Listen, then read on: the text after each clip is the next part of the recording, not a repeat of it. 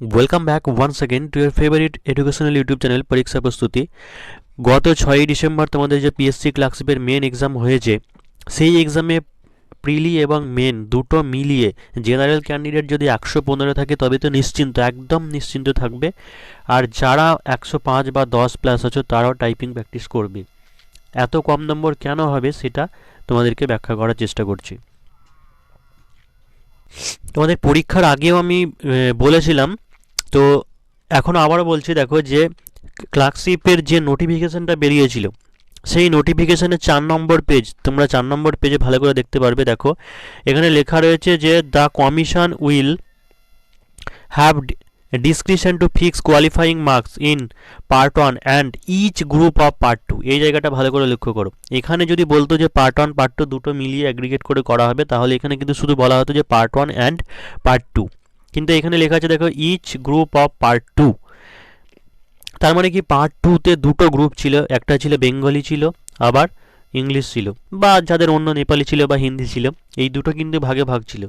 অনেকের ক্ষেত্রে হয়েছে কি টাইমের জন্য হোক বা অন্য কারণে হোক, বা হয়তো পারেনি ইংলিশ পার্টটা, তো সেই জন্য কিন্তু বেশিরভাগ ক্যান্ডিডেটই 5টা রাইটিং লিখেছে, মানে যেটা তোমাদের পেসি রাইটিং, সেই পেসি রাইটিংটা লিখতে পারেনি।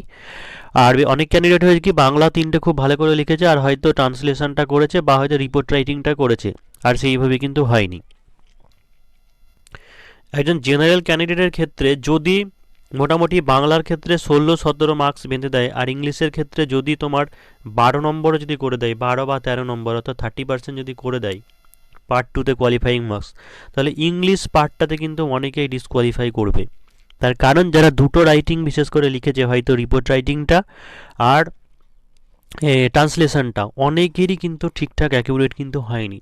তো এই পোর্শনটাতে কিন্তু 12-13 পাওয়া কিন্তু খুব মুশকিল আছে। এমন দেখা যাবে যে যারা খুব ভালো পার্টনে নাম্বার আছে 75 বা 80, তারাও কিন্তু হয়তো ইংলিশ পার্টটাতে কিন্তু কেটে যাওয়ার চান্স আছে।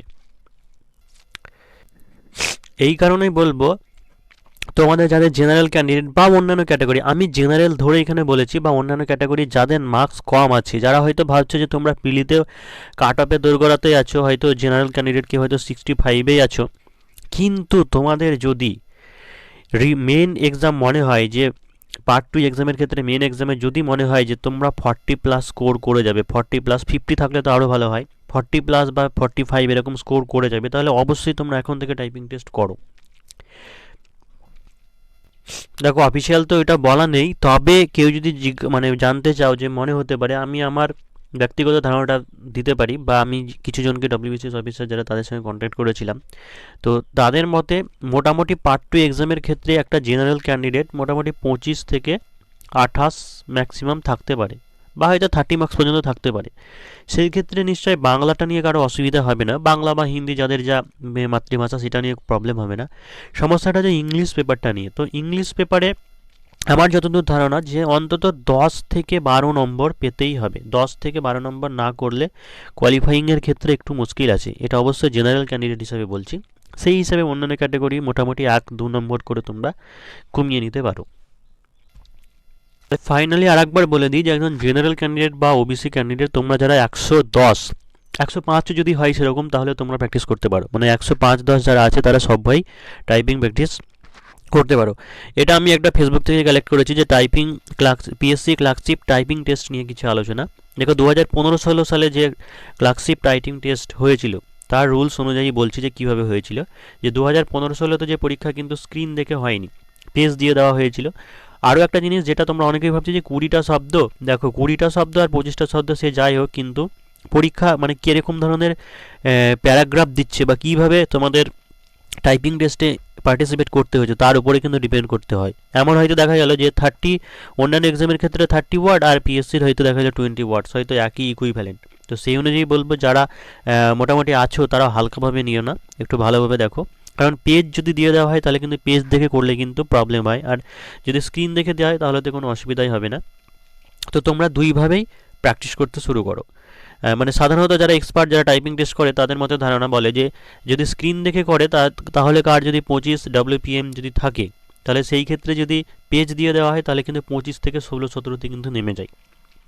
সেকেন্ড কি হয়, দ্বিতীয়ত দেখো যে অ্যাকিউরেসি কতটা, অ্যাকিউরেসি অনেকে বলছে 90%, অনেকে বলছে 95%, তবে আমি বলবো যে মোটামুটি 95 থেকে 96% এটা রাখাই ভালো, তার কম তার বেশি যেন ভুল না হয়। আর একটা জিনিস হচ্ছে এই ক্ষেত্রে ক্লার্কশিপ পরীক্ষাতে 3টে ভুল টাইপ করলে আপনার মূল স্পিড থেকে 1টি করে স্পিড কমতে থাকবে, অর্থাৎ 3টে যদি ভুল হয় তাহলে তোমার যদি 22 থাকে তাহলে 1 কমে যাবে, অর্থাৎ 21 হয়ে যাবে।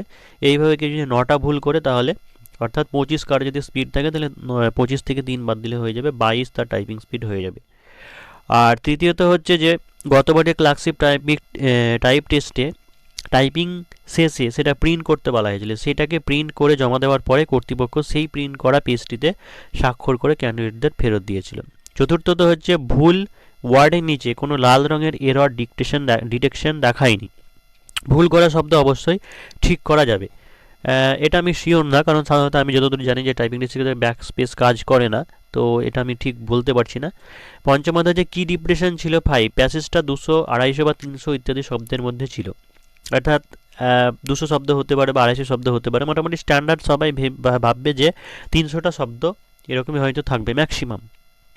আর কোনো ক্যান্ডিডেট যদি, আর একটা ব্যাপার এই জিনিসটা যে কোনো ক্যান্ডিডেট ধরো যদি 10 মিনিটের আগেই পুরো প্যাসেজটা, হয়তো 10 মিনিট দেওয়া আছে টাইম, তার আগেই হয়তো পুরো প্যাসেজটা সে কমপ্লিট করে ফেললো, তাহলে তাকে নাকি আবার প্রথম থেকে মানে ওই 10 মিনিট পুরোটাই তাকে টাইপিং করতে হবে আস্তে আস্তে, মানে আবার প্রথম থেকে সে টাইপিং করবে। নয়তো বাই চান্স যদি কোনো কারণে কোনো ওয়ার্ড ভুল হয়ে থাকে তাহলে সেই ক্ষেত্রে তার ওয়ার্ড লিমিট কমে যেতে পারে। এবার টাইপিং টেস্টটা করবে কিভাবে? তোমাদের যাদের হয়তো বাড়িতে কম্পিউটার নেই বা আর্থিক প্রবলেম আছে তাদেরকে বলবো কোনো জায়গা থেকে তোমরা একটা ভাঙা বা পুরনো কিবোর্ড জোগাড় করে নিতে পারো। যদি কিবোর্ডটা যদি মোবাইলের সঙ্গে কানেক্ট হয় তাহলে তো ভালো কথা, সেটা দিয়ে তোমরা মোবাইলে কানেক্ট করে টাইপিং করতে পারো। বা সেটা যদি না সম্ভব হয় তাহলে সেই ক্ষেত্রে জাস্ট তুমি ইউটিউব থেকে বিভিন্ন যে আছে মানে কীভাবে টাইপিং করবে, আঙুল বসানোর যে কায়দাটা আছে, যেমন ডান বাম হাতে যে কে এল বা এই কি এর উপরে আঙুল সেট করে নিয়ে এইভাবে আগে কয়েকদিন প্র্যাকটিস করো। তারপরে প্র্যাকটিস হয়ে গেলে রেজাল্টের বের করে মনে হয় যখন হাত তোমার ঠিক হয়ে গেছে, তো রেজাল্ট বের হওয়ার পরে বা রেজাল্টের আগে তোমরা বিভিন্ন কম্পিউটার সেন্টার যেসব জায়গাতে টাইপিং শেখানো হয় সেখানে অবশ্যই শিখে নেবে। তার কারণটা হচ্ছে এমন দেখা গেল যে তুমি হয়তো বাড়িতে টাইপিং ভালো করতে পারলে কিন্তু পাংচুয়েশন বা অন্যান্য কিছু হয়তো কঠিন জিনিস যেগুলো আছে সেইগুলোর হয়তো খুব একটা ভালো জানলে না, তো সেই ক্ষেত্রে অসুবিধা হবে। তো আমি সেই ক্ষেত্রে বলবো অবশ্যই প্রফেশনাল যেসব জায়গায় টাইপিং করানো হয় সেখানে অবশ্যই পরীক্ষার আগে অন্তত 1 সপ্তাহ হলে সেখানে আগে একবার প্র্যাকটিস করে নিও। মালদা বা শিলিগুড়ি যেসব 6 তারিখে যেসব বন্ধের কারণে তোমাদের এক্সাম হতে পারেনি তাদের তো আগামীকাল পরীক্ষা আছে। তো আমি আমার বলবো যে দেখো, যে আমার যতদূর মনে হয় যে 2-3টে সেট করা থাকে কোশ্চেন সেটের, তো সেই ক্ষেত্রে কোশ্চেন যেহেতু করা হয়েছে, তো করোনা রিলেটেড যেহেতু পড়েছিল তোমাদের প্রথম দিকে 6 তারিখের দিকে, তো আবার কিন্তু সেটাই পড়ার সম্ভাবনা প্রচণ্ড রয়েছে, মানে করোনা রিলেটেড রিপোর্ট রাইটিং কিন্তু পড়ার সম্ভাবনা রয়েছে। দেখো এবার কীরকম ধরনের করে যাবে, ক্লার্কশিপের পার্ট 1 মানে প্রথম দিনকে যে এক্সাম হয়েছে বা আইসিডিএসে যে সমস্ত পড়েছে সেইগুলো বাদ দিয়ে, সেই টপিকগুলো বাদ দিয়ে যেরকম টপিক আছে ঠিক আছে সেই রকম টপিকের হয়তো, যেমন এবার হচ্ছে লকডাউনের কারণে মানুষের যে নাজেহাল অবস্থা বা হয়তো জিনিসপত্রের দাম বৃদ্ধি বা এই সব ব্যাপার নিয়ে একটা করে যেতে পারো, অবশ্যই দিতে পারে। আর একটা যেটা ইম্পর্টেন্ট আছে যে ইন্ডিপেন্ডেন্স ডে সেলিব্রেশন, যেহেতু আইসিডিএসে যেমন পড়েছিল যে ঈশ্বরচন্দ্র বিদ্যাসাগরের জন্মদিন পালন, সেই রকম independence day celebration lockdown pandemic মুহূর্তেই বা প্যান্ডেমিক সিচুয়েশনে এরকম ধরনের একটা পড়তে পারে। আর বন্যা ফ্লাড নিয়ে করবে, আর একটা হচ্ছে আর্থকোয়েক। এই কটা টপিক আমি বলবো টাইপ একটু করে যাও, হয়তো পড়ার চান্স রয়েছে। আরেকটা জিনিস, এই কদিন টাইম পেলে বলে যে নিজের রাইটিং স্কিলের মধ্যে খুব একটা ইমপ্রুভ করতে পারবে সেটা কোনোদিনই সম্ভব নয়। যেটা ইমপ্রুভ করতে পারবে বা যেটা এখন তুমি ঠিকঠাক করতে পারবে এক্সাম হলে, সেটা হচ্ছে যে লেখা খারাপ হোক, তুমি হয়তো ভাববে যে একটু ভেবে লিখি বা হয়তো এই রাইটিংটা পরে লিখবো, ওই রকম না করে পরপর 6টা রাইটিং তোমার যেমন হচ্ছে সেই রকমই তুমি পরপর নামিয়ে দিয়ে এসো, পরিষ্কার পরিচ্ছন্নভাবে 6টা রাইটিংকে কমপ্লিট করে এসো, তাহলে তুমি একটা অ্যাভারেজ ভালো মার্কস পেয়ে যাবে, এটুকুই বলবো।